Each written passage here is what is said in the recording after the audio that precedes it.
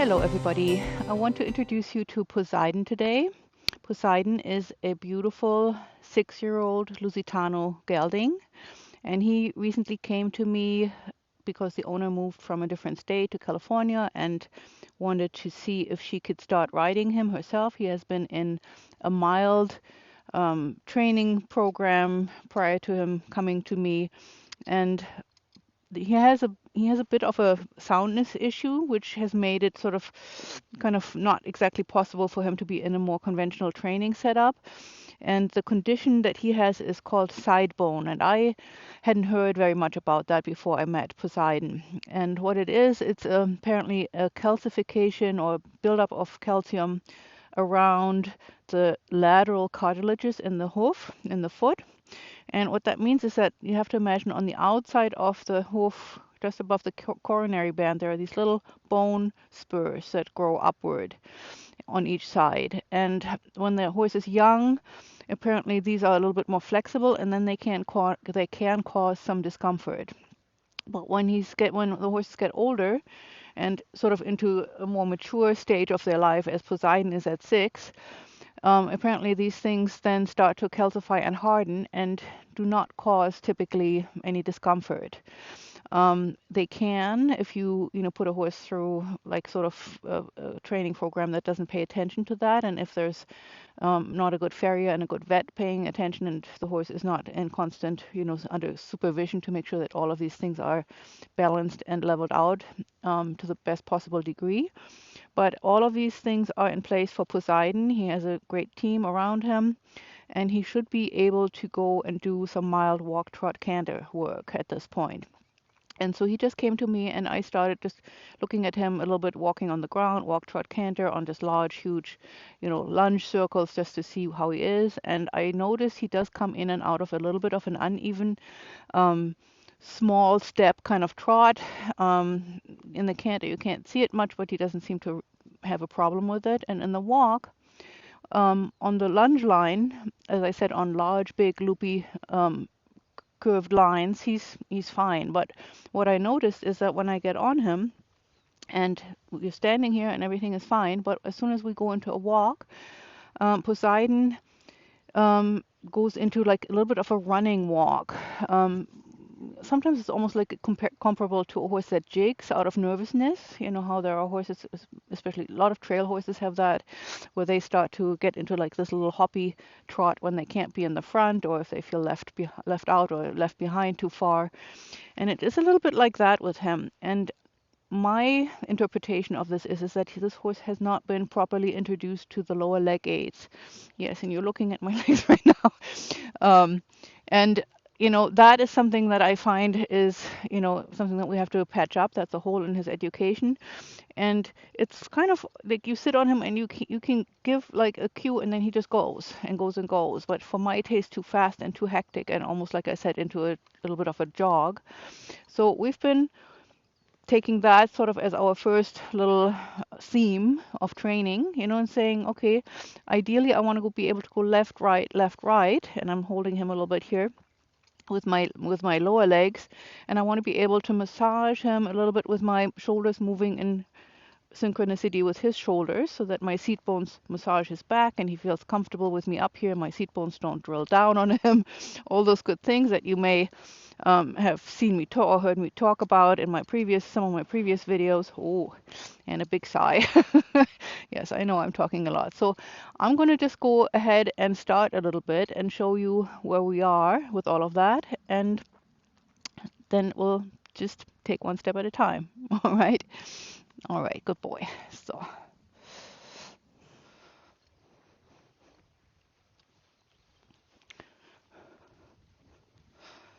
as you can see, he is just right now, I'm just going to let him do whatever he wants for a moment, just so that you can see what he does when I pretty much don't do anything. I just sit up here, right? And there's that weird little jog.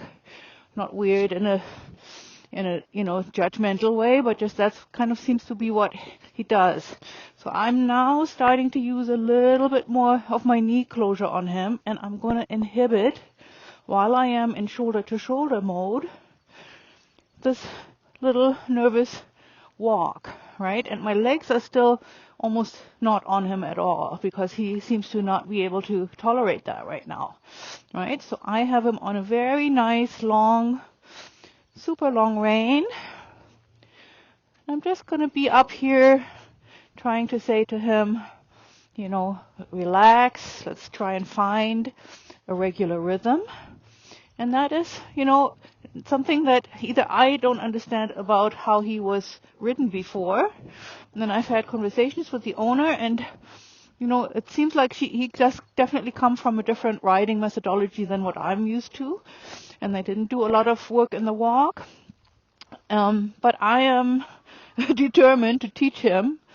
And here I am just throwing the reins away for a moment, just because, look at that, that seems to be better for him. And I get a little bit of a snort from him, and then he's starting to run again. I breathe out, take the reins, and I'm just going to let him know that I would rather not have him run off like that, right? And then as soon as he's a little bit walking like that, and I'm still in my shoulder-to-shoulder mode, I want to slow him down, but I also don't want to, you know, shut him down. There's a big difference. So I'm just trying to use my shoulders and my little bit of a knee closure to inhibit him from running, right? And right now, this is actually not bad. It's not a normal, regular walk because I'm inhibiting him. But it's either that or you get this little jig from him. So I'm going to bring him to a halt here. Breathe out, lower legs back a little tiny bit, and just let him stand here and process. And we've been doing this for a little bit, on and off, you know, a few times a week, just with the same sort of question and answer game. And to me, he doesn't seem to be particularly hectic or nervous. He's been here for a few weeks now. He's comfortable. He knows the other horses. He has a routine. And he's not like nervous or breathing. His breath seems normal. But I think it's more of either a habit, and again, this is a guessing that I'm doing on my part, that maybe he was allowed to do this little jig when he was, you know, mildly ridden out, maybe on a trail. I don't know. So it's maybe what I'm trying to say is that it's probably a little bit more of a habit at this point than a real sign of nervousness. The nervousness is possibly related to me having my legs in place, but that shouldn't be any different than any other rider because I'm not using them yet in any real, you know, aid system kind of way. So I'm going to breathe in and bring him back into a bit of a walk, and just going to give him the benefit of the doubt and say very slow. Again, my shoulders move in sync with his shoulders.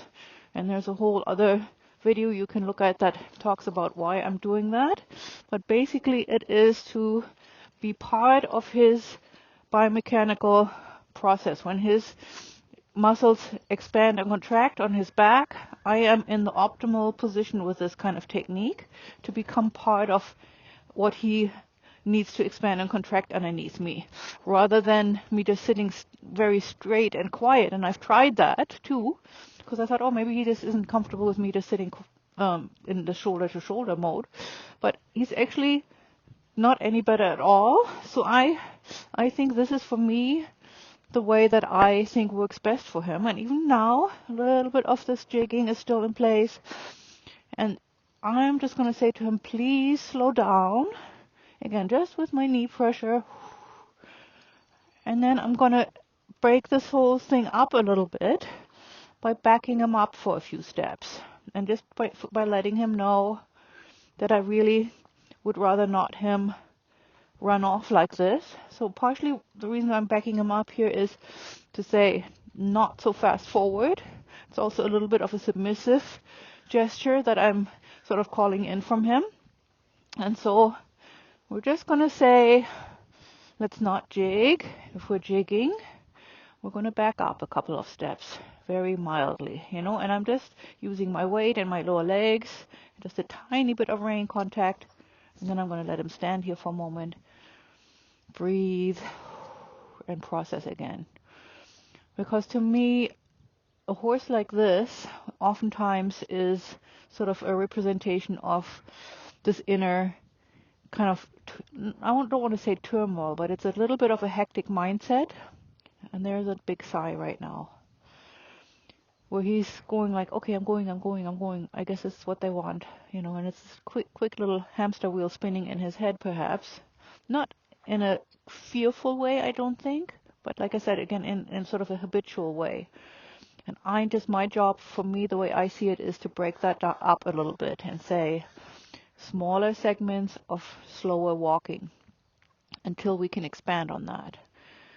And letting him stand and process here is so important, and also for this length of time. And I know there will be people who say, oh, that's just a waste of time, but there are people who have done research that actually, really prove that this is a very useful thing, that you let the horse stand and they're replaying the last few seconds of what they just did in their brain, and by doing that they're building new neuronal pathways, and a new way of thinking and feeling and reacting can be built, right? Good boy. So we're going to go do this again, and I'm going to actually turn and change directions. I'm going to make a wide loop here, as we know that he is not supposed to do tight turns with his feet. And that's all good. We can work with all of this, right? Oh, good boy. So. Very good boy. So, and I am just continuing with what I was saying before to him. And so halting him, breaking up that trance-like wanting to run kind of feel. Good boy. And then walk again a little bit.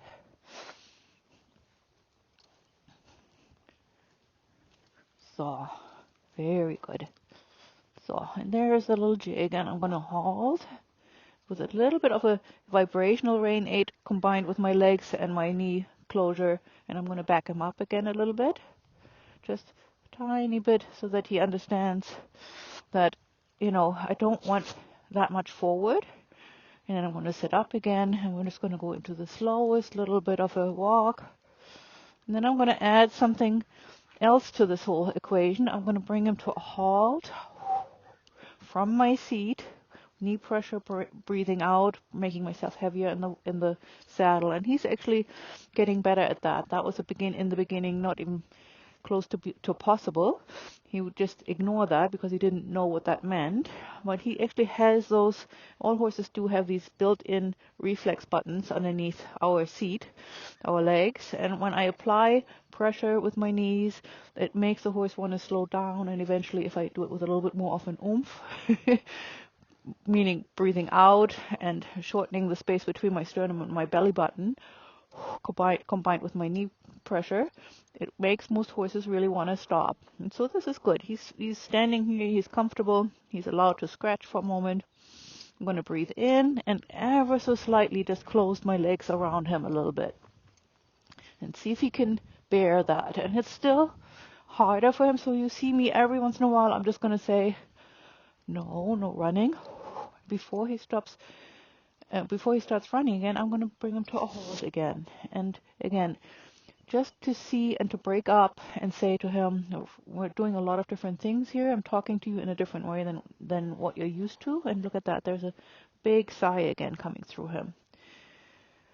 Maybe just a sigh of sort of a relief that, he can't really do anything wrong for me. It's not about that. It's just about learning this new way of communicating and tuning into his own sort of natural response system. So I'm going to do this a couple more times. Very, very slow. So again, I do the same thing. I'm just going to try and set him up for longer and longer stretches of just walking without, there it is again, a tiny little bit. And I'm going to back him up again. I'm going to say to him, come on, let's just back up. We don't want to jig. So he understands after a while, and then I stand here, he understands that, this is what, when I do this, then this is what happens in response to that. And again, there's no hard feelings, and he's allowed to look off and to process. such a beautiful, cool morning here. And then we're going to give it another try. I'm just going to go in for a few more steps. So, good. And halt him. So you notice I halt him sooner because actually that is a break in my communication saying I'm going to give you a little moment here. And this time he didn't even jig or jog or have a little bit of a faster pace, right?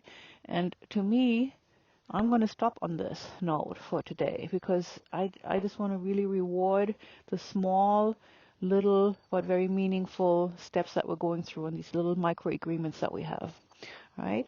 So that's our introduction and our first video today with beautiful Poseidon. Thank you for watching. Hope this is inspirational or interesting to you, and happy riding. Thank you, Poseidon.